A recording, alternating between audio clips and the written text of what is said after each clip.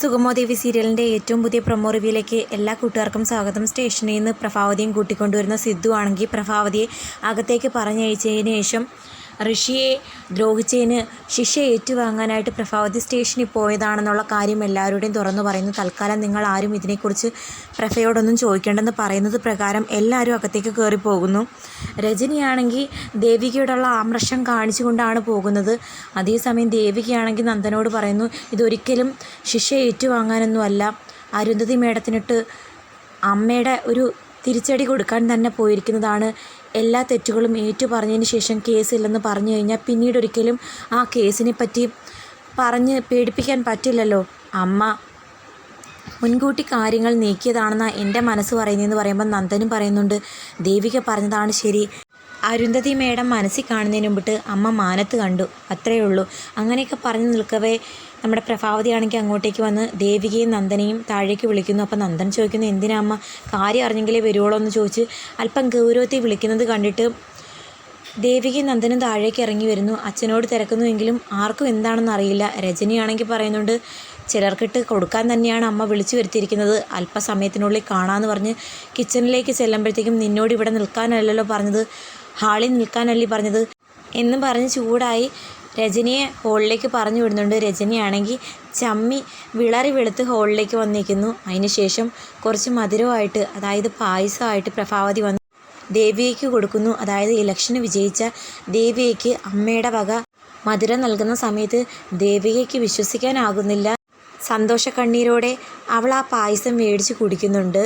ചന്ദ്രോത്ത് വീട്ടിലെ എല്ലാവർക്കും സമാധാനമാകുന്നത് ശരിക്കും പറഞ്ഞാൽ ഈ ഒരു നിമിഷത്തിലാണ്. സിദ്ധാർത്ഥനും നന്ദനും ഗിരീഷ് മാഷിനും ഒക്കെ ഉള്ള സന്തോഷം പറഞ്ഞറിയിക്കുന്നതിനും അപ്പുറമാണ്. പക്ഷേ രജനിക്ക് മാത്രം അത്രയ്ക്കങ്ങോട്ട് സന്തോഷം അല്ല. തെരഞ്ഞെടുപ്പിൽ നീ എൻ്റെ എതിർ സ്ഥാനാർത്ഥിയാണെങ്കിലും ജീവിതത്തിൽ എന്നും നീ എൻ്റെ മോളാണെന്നൊക്കെ പറയുന്നത് കേട്ടിട്ട് രജനിക്ക് വിശ്വസിക്കാനേ പറ്റുന്നില്ല. മാത്രമല്ല പ്രഭാവതി രജനിയോട് പറയുകയും ചെയ്യുന്നു, ഒരമ്മയോടുള്ള സ്നേഹം എത്രമാത്രം കൊടുക്കാമോ അതിനപ്പുറം നീ എനിക്ക് തന്നിട്ടുണ്ട്. അതുകൊണ്ട് മാത്രമാണ് നീ ദേവികയെ ഒരു ശത്രുവായി കണക്കാക്കാൻ പോലും കൂട്ടാക്കിയത്. ഇനി അതിൻ്റെ ആവശ്യമില്ലെന്നുള്ള രൂപത്തിൽ പറഞ്ഞ് സമാധാനിപ്പിക്കുന്നുണ്ട് രജനിയെ പ്രഭാവതി. അതേസമയം നമ്മുടെ ത്യാഗരാജനാണെങ്കിൽ അരുന്ധതിയോട് പറയുന്നുണ്ട്, കീരിയും പാമ്പുമായിരുന്നു പ്രഭയും സിദ്ധാർത്ഥനും, നേർക്ക് നേർ നോക്കിക്കഴിഞ്ഞാൽ അടിയായിരുന്നു. ഇപ്പോൾ അവരെല്ലാവരും കൂടി ഒന്നായി മേടത്തെ അങ്ങ് തീർത്ത് കളയുമെന്ന് വെല്ലുവിളിച്ചിരിക്കുന്നോ സിദ്ധാർത്ഥൻ. പറയുന്നത് ആർക്കും എന്ത് വേണമെങ്കിലും പറഞ്ഞൂടെ, പ്രവൃത്തിയിൽ ആ കാര്യമെന്ന് പറയുന്ന സമയത്ത് ത്യാഗരാജനാണെങ്കിൽ കലി അടങ്ങുന്നില്ല. നഖം വെട്ടിയാൽ ബോധം കെട്ട് വീഴുന്ന ടീംസുകളാ കൊന്നു കളയുമെന്ന് വെല്ലുവിളിച്ചിരിക്കുന്നതെന്നും പറഞ്ഞ് അയാൾ ആക്രോശിക്കുന്നുണ്ട്. ദേവികയെ മാത്രം ബാക്കി വെച്ചതിന് ശേഷം എല്ലാ അന്നത്തിനെയും അങ്ങ് തീർത്ത് കളയാം, ഒന്നിനെയും രണ്ടിനെയും കാണാൻ മിച്ചം വെച്ച് കഴിഞ്ഞാൽ അതൊരു പ്രശ്നമാകുമെന്ന് ത്യാഗരാജനെ ഓർമ്മിപ്പിക്കുന്ന സമയത്ത് അരുന്ധതി പറയുന്നു, അതിൻ്റെ ആവശ്യമില്ല, ഇതെൻ്റെ നേർ വന്നൊരു ടാർഗറ്റാണ്, ഞാൻ തന്നെ കാര്യങ്ങൾ കൈകാര്യം ചെയ്തോളാം. അതല്ല മേഡം, തിരഞ്ഞെടുപ്പിൻ്റെ ഈ സമയത്താകുമ്പോൾ ആരും ഒന്നും സംശയിക്കത്തുമില്ല, ആരുടെയെങ്കിലും മണ്ടേ കെട്ടിവെക്കാനും പറ്റും. അതിൻ്റെ ആവശ്യമില്ലെന്ന് ആവർത്തിക്കുന്ന സമയത്ത് ത്യാഗരാജൻ ചോദിക്കുന്നു, ഇലക്ഷന് തോറ്റ വല്ല ചളുപ്പും പ്രഭാവതിയുടെ മുഖത്തുണ്ടായിരുന്നു. ഇലക്ഷൻ്റെ തോൽവിയിൽ നിന്നും ഋഷിയുടെ കേസിലേക്ക് വിഷയം മാറ്റിക്കളഞ്ഞില്ലേ, എന്തായാലും അവരുടെ ബുദ്ധി അപാരം തന്നെന്ന് ത്യാഗരാജൻ വരെ പറയുന്നുണ്ട്. അതേസമയം ഋഷിയാണെങ്കിൽ അങ്ങോട്ടേക്ക് വരുന്നത് കണ്ടിട്ട് ത്യാഗരാജനാണെങ്കിൽ യാത്ര പറഞ്ഞു പോകുന്നു. ഋഷിയാണെങ്കിൽ ആകെ കലിപ്പിലാണ്. സ്റ്റേഷനിൽ നടന്ന കാര്യങ്ങളെല്ലാം അവൻ അറിഞ്ഞിരിക്കുന്നു. അതായത് അമ്മയെ കൊല്ലുമെന്ന് സിദ്ധാർത്ഥൻ ഭീഷണിപ്പെടുത്തിയ കാര്യം വന്ന് ചോദിക്കുന്ന സമയത്ത് അരുന്ധതിയാണെങ്കിൽ സമ്മതിക്കുന്നില്ല. പക്ഷേ എല്ലാം അറിഞ്ഞു എന്ന് മനസ്സിലാക്കി അതൊന്നും സാരമാക്കണ്ട മോനെ, ചുമ്മാ പറഞ്ഞതാണെന്നൊക്കെ പറഞ്ഞ് സമാധാനിപ്പിക്കാൻ ശ്രമിക്കുന്നുണ്ട് അരുന്ധതി. അല്ലെങ്കിൽ ഇവൻ ദേഷ്യത്തിന് എന്തെങ്കിലുമൊക്കെ കാട്ടിക്കൂട്ടുമെന്ന് അരുന്ധതിക്കും അറിയാം. നന്ദനാണെങ്കിൽ ദേവികയോട് പറയുന്നു, അമ്മയെ അരുന്ധതി മേടത്തെ ഒരുമിച്ചിരുത്തി പ്രശ്നങ്ങൾ പറഞ്ഞു തീർത്താലോ.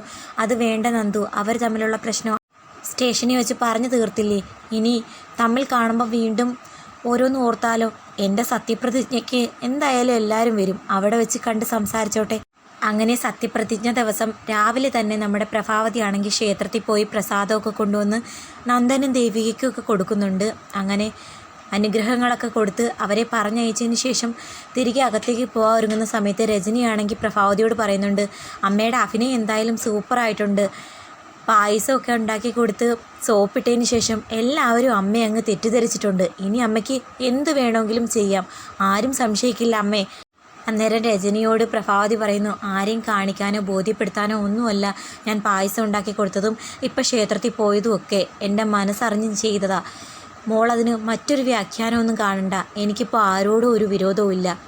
നല്ലൊരു അമ്മയായിട്ടും നല്ലൊരു ഭാര്യയായിട്ടും ഒതുങ്ങിക്കൂടാൻ മാത്രമേ എൻ്റെ മനസ്സിൽ ഇപ്പോൾ ആഗ്രഹമുള്ളൂ എന്നൊക്കെ പറയുമ്പം രജനി ആകെ അങ്ങ് ഷോക്കാകുന്നുണ്ട്. ഇതെൻ്റെ അമ്മ തന്നെയാണോ? അമ്മയ്ക്കിപ്പം യാതൊരു ദേഷ്യവും ദേവിയോടില്ലേ എന്നുള്ളൊരാശ്ചര്യത്തിൽ നിൽക്കുന്നുണ്ട്. അതേസമയം നന്ദനും ദേവികയും സത്യപ്രതിജ്ഞയ്ക്ക് പോകുന്നതിന് മുമ്പിട്ട് നമ്മുടെ ദേവികയുടെ വീട്ടിലേക്ക് ചെല്ലുന്നുണ്ട്. ശാരികയും മാധവനും രാധികയും എല്ലാം അവരെ കാത്തു നിൽക്കുവാണ്. അവിടേക്ക് ചെല്ലുന്ന ദേവിക ആ സന്തോഷ വാർത്ത പറയുന്നുണ്ട്. പ്രഭാവതി അമ്മയ്ക്ക് യാതൊരു ദേഷ്യവും തന്നോടില്ലെന്നും എന്നെ ഒരുപാട് ഇഷ്ടമാണെന്നും എൻ്റെ വിജയത്തിന് മധുരമുണ്ടാക്കി തന്ന് എന്നോടിപ്പോൾ ഭയങ്കര കാര്യമാണെന്നൊക്കെ പറയുന്ന സമയത്ത് രാധിക പറയുന്നുണ്ട്, എനിക്കിത് മാത്രം കേട്ടാൽ മതി, സത്യപ്രതിജ്ഞയ്ക്കായും എനിക്ക് സന്തോഷം ഇതാണ്.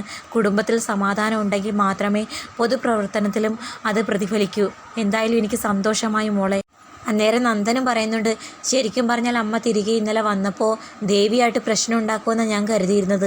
പക്ഷെ പായസം ഉണ്ടാക്കി കൊടുത്തെന്ന് മാത്രമല്ല എല്ലാ പ്രശ്നങ്ങളും പറഞ്ഞു തീർപ്പാക്കിയപ്പോൾ എനിക്ക് സന്തോഷമായി. അപ്പം ശാരിക പറയുന്നു, എന്തായാലും ആൻറ്റിയുടെ മാറ്റം സത്യസന്ധമാണെങ്കിൽ ഞങ്ങൾക്കും അത് സന്തോഷമായി കേട്ടോ. ശാരി നീ എന്തൊക്കെയാണ് പറയുന്നതെന്ന് മാധവൻ ചോദിക്കുമ്പം നന്ദൻ പറയുന്നുണ്ട്, അവളെ വിലക്കണ്ട, ഇത്രയും നാളത്തെ അനുഭവം വെച്ച് പറഞ്ഞതാണ്. അങ്ങനെ എല്ലാ പ്രശ്നങ്ങളും പറഞ്ഞു തീർപ്പാക്കി സന്തോഷത്തോടെ പോകുന്ന നന്ദനെയും ദേവിയെയും കാത്ത് ആ ഒരു വലിയ ദുരന്തം ഉണ്ടാകുന്നു. ഓട്ടോറിക്ഷ വിളിച്ച് പോകുന്ന വഴിയോരത്ത് നിന്ന ഒരു സ്ത്രീയുടെ മേത്തേക്ക് നന്ദൻ്റെ വണ്ടിയാണെങ്കിൽ തട്ടുന്നു. ശരിക്കും പറഞ്ഞാൽ നന്ദനും ദേവികയും പരസ്പരം നോക്കി അല്പം റൊമാൻസ് കാണിക്കുന്ന സമയത്താണ് ഈ അപകടം ഉണ്ടാകുന്നത്. ഈ അപകടത്തെ തുടർന്ന് ഇനി എന്തൊക്കെ പ്രശ്നങ്ങൾ ഉണ്ടാകുമോ എന്തോ, കാത്തിരിക്കാം.